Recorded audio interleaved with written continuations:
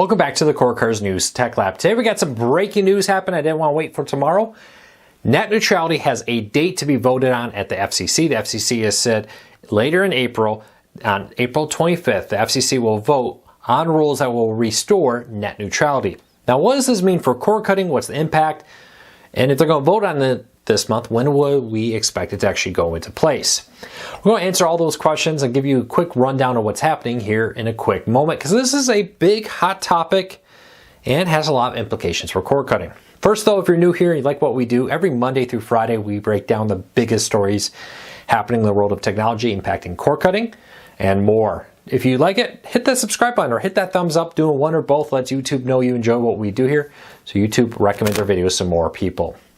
With that said, let's dive into the news of the day.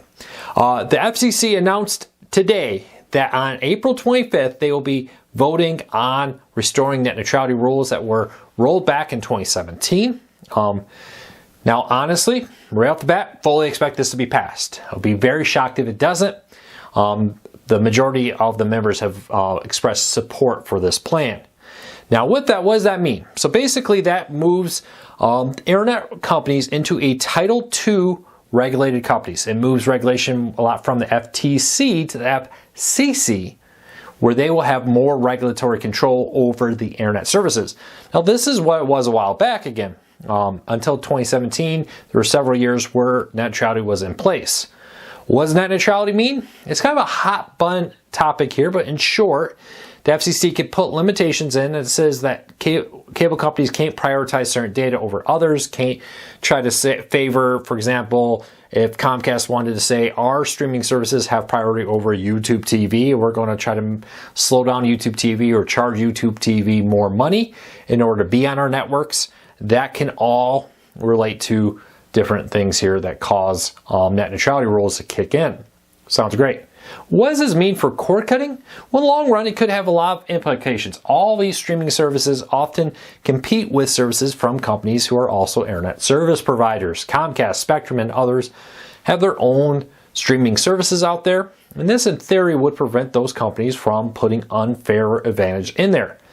Now, for most people, let me be very clear, you're probably not going to notice any difference before or after. Like I said, when net neutrality went away back in 2017, I wouldn't overly be concerned about this. Well, it was voted on. It took a while. I wouldn't overly be concerned about this right now. We'll carefully watch it, and if something does happen, we will let you know.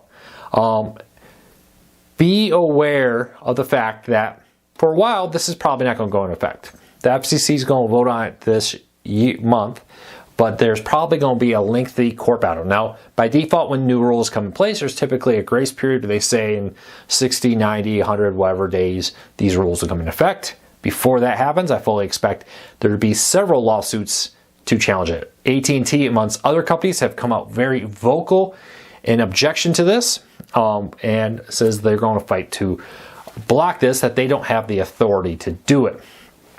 We'll keep a very close eye on this. I'm very interested to see how this plays out in the court system. It's a very different court system than there was back when these rules went in place the first time. And I think it's going to be very interesting to see how this plays out this time. But in the short runs, the short end of this story here is it probably has very little impact on cord cutting, to be honest with you. I think the vast majority of cord cutters didn't notice when it was in place, and they don't recognize when it was gone. I don't think they're going to recognize it when it's in place again. Now, does this have a positive impact on many things? It definitely can. Yep, there's definitely many things. And I know there's going to be people say, well, this happened, that may have violated what we would like for net neutrality to be. And that's very true. My comment here is for the average cord cutter, well, this is great news and there's a lot to it. It's also kind of a mixed bag of things. You're probably not going to notice anything with it, just to be honest with you, for cord cutting. But we'll be very interested to see how this plays out in the courts, because mark my words, I will be absolutely shocked if this does not end up in court in a long, protracted court battle. Probably a lot of times where the court's going to put this on hold and not allow it to immediately go into effect. So there you go. There are the quick breakdown on net neutrality coming back and how it impacts cord cutting. Again, vote April 25th. Probably not going to be actually really put into effect for some time as court cases fight this out. If you like these videos, check out our every Monday through Friday video just like this, but breaking down more than just one topic, all kinds of news out there. I'd love to hear from you. If you're new here, do me a favor, hit that subscribe button, hit that thumbs up, let YouTube know you enjoy what we do here so YouTube recommends our videos to more people, helping us grow, hopefully helping you break free from the high cost of television, but still watch the shows that you enjoy.